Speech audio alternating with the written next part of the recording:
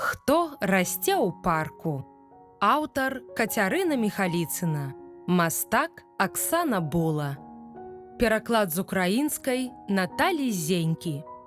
Тэкст чытаюць Мацей Бычкоў, Таша Мурзенштольц, Адам Трыпутнік. У вялікім горадзе быў маленькі парк з азярцом. У парку раслі 11 вялікіх дрэваў і адзін маленькі парастак. У яго была тонкая сцяблінка і 2 лісткі. Яму падабалася, калі над вячоркам ішоў цёплы дождж, і не падабалася халодная раса зранку. У парку гулялі вялікія і маленькія людзі, дарожкамі цёпкалі галубы і вароны.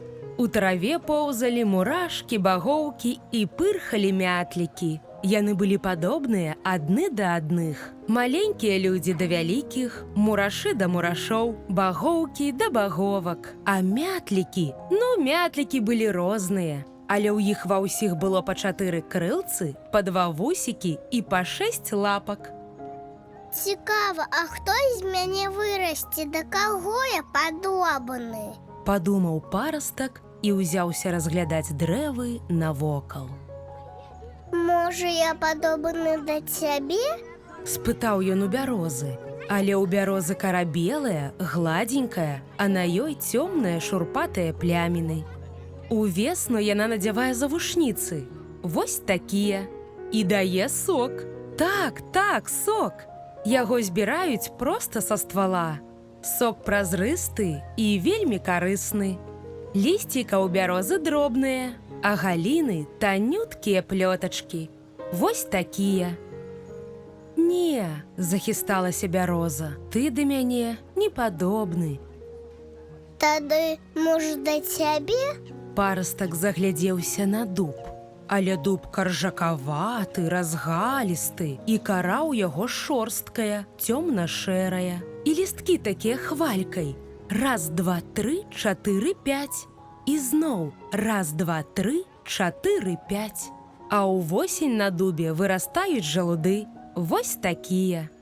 Іх любяць вавёркі, хаваюць сабе на зіму ў дуплах. І дзікі іх таксама любяць. Але яны ў парках не водзяцца. Не, зашумеў дуб.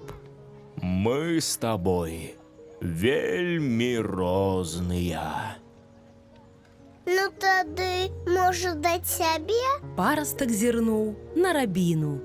Але рабіна тонкая, танюткая. Увесну на яе галінках з'яўляюцца белыя гронкі кветені.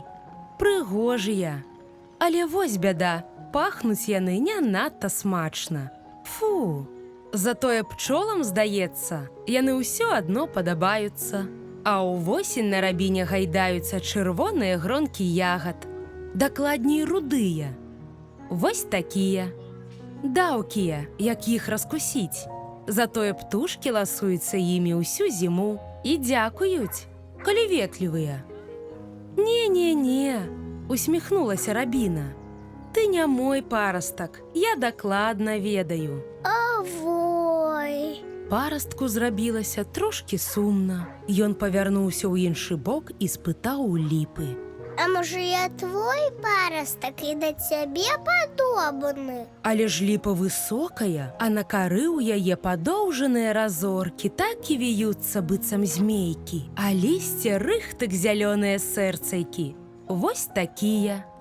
Кветкі непрыкметныя на выгляд, затое як пахнуць! Смачна і мядова. Гэта з іх пчолы збіраюць ліпавы мёд. А яшчэ, і пра гэта мала хто ведае, у ліпы ёсць плады гарошынкі, вось такія. Яны весела храбусцяць, калі наехаць на іх коламі ровара ці колкамі ролікаў. Хрумсь, трэсь, лусь. Не, ты не падобны да мяне, уздыхнула ліпа. Можа, ты падобны да клёна? І парастак зірнуў туды, куды кіўнула ліпа. У клёна ствол роўны, як калона, а лісце вось такое. Яго ні з чым не пераблытаеш. Увосень яго збіраюць для гербарыя. Залатое, барвянае, карычневае, усялякае рознае. А насенне ў клёна вось якое. Двухкрылаткай называецца, бо мае 2 крылцы, каб з ветрам лятаць. Ну альбо па-смешнаму носікі. Гэта таму, што калі начэпіш сабе іх на нос, то адразу пераўтворыся ў задзёрыстага паркавага насарожыка. Эй, не глядзі так на мяне. Азваўся клён. Ты больш да ясеня падобны. Вунь да таго. І парастак павярнуўся да ясеня. У ясеня стромкі ствол і карункавая крона. Лісце ў яго, як пёркі. Раз, два, тры, адно ўгору, і зноў. Раз, два, тры. Вось так. Кветкі, як дробненькія залацістыя махры з барвістымі кутасікамі на канцах. А насення ў яго шмат-шмат. Шамаціць сабе на ветры паспявае. З яго можна зрабіць пацешнага чалавечка, а можна і сапраўдны абярэг. Бо ясень здавён-даўна ўважалі дрэвам запаветным, здольным абараніць ад хвароб і ліхога вока. Вось такога, мірх-мірх. Ды не, Страпянуўся ясень. ты зусім да мяне не падобны. Можа, хіба да явара, клёнавага брата? Да цябе? Перапытаў парастак, заглядзеўшыся на высокую бухматую крону. Явар нічога не адказаў, толькі варухнуў сваім амаль кляновым лісцем. Вось такім. Явары жывуць па 500 гадоў, і гэты таксама быў вельмі стары, нават старэйшы за дуб. Кара на ім дзе-нідзе адтапырылася, і з-пад яе было відаць ружовую быццам скуру драўніну. Явару зусім не хацелася размаўляць, толькі глядзець некуды ўдалячынь. Не, да яго дакладна не падобны. Гэта адразу заўважна. Сказаў сам сабе парастак. Але ж ёсць яшчэ ты. Парастак павярнуўся да каштана, і той працягнуў яму насустрач свае лісткі далонькі. Прывітанне, малеча. У каштана кара чырванавата-бурая. Увесну ён свеціцца белымі ці чырвонымі свечачкамі квецені. Вось такімі. Пасля на ім вырастаюць зялёныя вожыкі, круглыя і калючыя. Увосень яны падаюць на зямлю, і з іх выскокваюць бліскучыя гладзенькія арэшкі. Вось такія. Можна назбіраць іх поўныя кішэні, прынесці дадому і панамалёўваць смешныя пысачкі. І-хі-хі-хі. Не, я да цябе не падобны, хоць ты мне вельмі спадабаўся. Сказаў парастак. І тут ён зірнуў на таполю. Таполя цягнецца да неба ўсімі сваімі галінкамі. Увесну на ёй з'яўляюцца покаўкі, карычневыя і ліпкія. З іх вырастаюць лісткі, амаль трыкутныя, з зубчыкамі. Але яны не кусаюцца. Праўда. Насенне таполі нагадвае пушачкі, у якіх схаваны пух. Вось такія. А на пачатку лета таполя нібыта апранае сівы кажушок. Тады вялікія людзі пачынаюць голасна чхаць. Маленькія з радасцю шпурляюць адно ў аднаго лёгенькія і зусім не халодныя тапаліныя снежкі. А з апалага таполевага лісця можна зрабіць караблікі і пускаць іх па лужынах. Не, маленькі, лагодна сказала таполя. Ты не падобны ані да мяне, ані да маёй сястры вярбы. Вунь яна дзе стаіць. Вярба схілілася над возерам і доўгімі галінкамі казытала ваду. Яе называюць ніцай, а хто і плакучай, хоць, здаецца, ёй няма чаго сумаваць. Вярба прыйшла да нас ажно з Кітая. Яе баразнаватая кара цэлая скарбонка з лекамі. Трэба толькі ўмець іх прыгатаваць. Галінкі ў яе гнуткія і залацістыя. Вось такія. З іх можна сплесці і кош, у якім так зручна хавацца, як у засадзе, і паднос для смачнага бабулінага хлеба.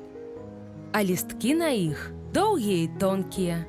падобнае да каноэ альбо індзейскіх чаўноў пірог. Пакладзеш на ваду, дзьмухнеш і бывай. Не мой ты, не мой, не мой, зашамацела вярба. Павеяў вецер. Вярбовыя галінкі захісталіся мацней, з вады паляцелі пырскі. І на лістках у парастка заблішчэлі 2 кроплі, не іначай слёзкі. Як жа так? Вас тут так шмат, а я ні да каго не падобны зусім. Парастак усхліпнуў. А да мяне? Перапытаў нечы спакойны голас. Парастак узняў панураныя лісткі і зірнуў у той бок.